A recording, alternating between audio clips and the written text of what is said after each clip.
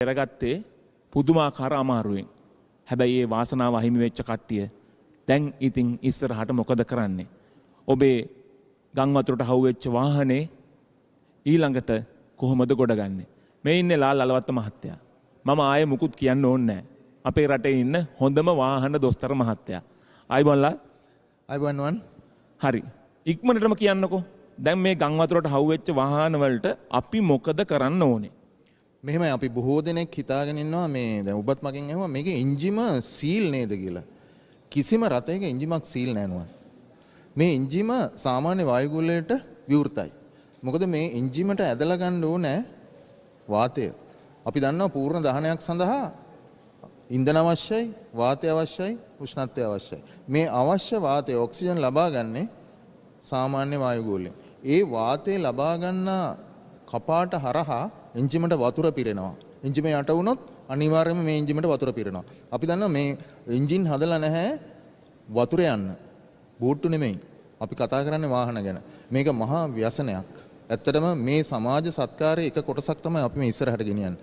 වාහනයක් මේ වගේ ගම් වතුරක යට වුණොත් පැයක් දෙකක් නෙමෙයි මේක වතුරේ තියෙන්නේ. දැන් අපි දන්නවා දින කීපයක් මේ වාහන වතුරේ. එන්ජිම වැහෙන්න වහලත් වැහෙන්න වතුර තිබුණු වාහන බොහෝයි.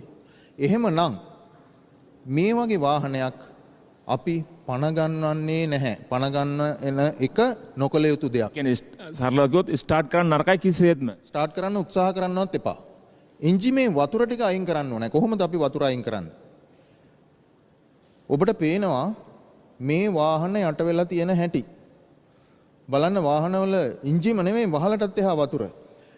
මේ එන්ජිමේ තියෙන වතුර අයින් කරන්න පෙට්‍රල් එන්ජිම එක නම් ස්පාර්ක් ප්ලග්ස් ගලවලා එන්ජිම කරකවන්නට ඕනේ. ඩීසල් එන්ජිම එක නම් හීටර් ප්ලග්ස් තියෙනවා නම් හීටර් ප්ලග්ස් ගලවන්න. හීටර් ප්ලග්ස් නැත්තම් ඉන්ජෙක්ටර් අනිවාර්යයෙන්ම ගලවන්න.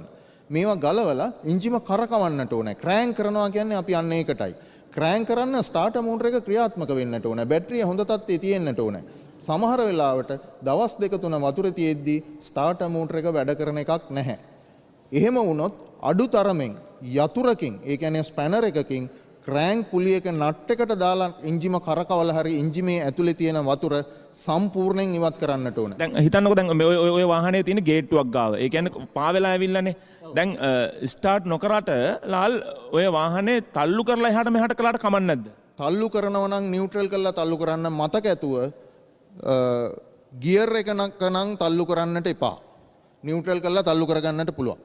දැන් මේ වගේ වෙලාවක එන්ජිමේ වතුර තියෙන්නේ එන්ජිම ඇතුලේ සිලින්ඩර් ඇතුලේ. මේ සිලින්ඩර් වල ඇතුලේ තියෙන වතුර අනිවාර්යයෙන්ම එළියට ගන්නට ඕනේ. එහෙම නැත්නම් සිලින්ඩර් වල ඇතුලේ වතුර තියෙද්දි අපි ස්ටාර්ට් කරන්න හැදුවොත් පණ ගන්නවන්න හැදුවොත් අනිවාර්යයෙන්ම ලොකු ආපදාවකට එන්ජිම ලක් වෙනවා. ඒ කියන්නේ මේක එන්ජින් ඕවර්හෝල් එකක්. එහෙම නොතින් ලක්ෂ ගාණක වියදමක් එන්ජිමට අනිවාර්යයෙන්ම වියදම් කරන්නට සිද්ධ වෙනවා. දැන් මේ කියන කරුණුත් එක්කලා අපිට හිතෙන්න පුළුවන්නේ මගේ වාහනේ නම් ආයේ ගම් වතුරට හවුනාම ගොඩ ගන්නම බෑ කියලා. එහෙම දෙයක්වත් නැහැනේ. කොහොම හරි යම්කිසි ප්‍රමාණයක් වියදම් වෙලා හරි වාහනේ යථා තත්ත්වයට පත් කරගන්න පුළුවන් සැනසිලිදායක උත්තරයක් අපිට ගන්න පුළුවන්ද? අනිවාර්යයෙන්ම නෝන. දැන් මෙතෙන්දි තව එකක් කියන්නට ඕනේ. ඔබේ වාහනේ ෆ්ලඩ් කවර් එකක් තියෙනවා නම්, ඒ කියන්නේ වතුරට යටවීමෙන් වන්දි ලබාගත හැකි රක්ෂණයක් තියෙනවා නම් අනිවාර්යයෙන්ම ඔබේ රක්ෂණ නියෝජිතයාගේ අනුමැතිය සහිතව තමයි මේ දේවල් කරන්නට ඕනේ. ඒ නිසා වහාම ඔබේ රක්ෂණ නියෝජිතයා දැනුවත් කරන්න. ඔහු ඇවිල්ලා ඔබේ වාහනය බලලා ඊට පස්සේ තීරණය කරන්න ඔබ වාහනයට මොනවද කරන්න කියලා. ඔබේ හිතුමතේ යම් යම් දේවල් කරන්නට ගියොත් අනිවාර්යයෙන්ම ඔබේ රක්ෂණ අයිතිය ඔබට අහිමි වෙන්නට ඉඩ තියෙනවා. හරි. දැන් මෙන්න මේ දේවල් ටික බොහොම කෙටියෙන් මතක තියාගන්න. ඔබේ වාහනේ වතුරට යට වෙලා තියෙනවා නම් ඔබ වාහනේ වෙන තැනකට තල්ලු කරනවා නම් අනිවාර්යෙන් නියුට්‍රල් කරලා තල්ලු කරන්න. නැත්නම් අනිවාර්යෙන් ස්ටාර්ට් නොකර ඉන්න. ඒකම ඊළඟ කාරණේ තමයි ඔබේ රක්ෂණ නියෝජිතයා වහම අමතන්න. අපි විරාමයකට ගිහිල්ලා එමු. අපි සාමාන්‍යයෙන් කතාවටත් කියනවනේ දුන් දේ සුවඳයි කියලා.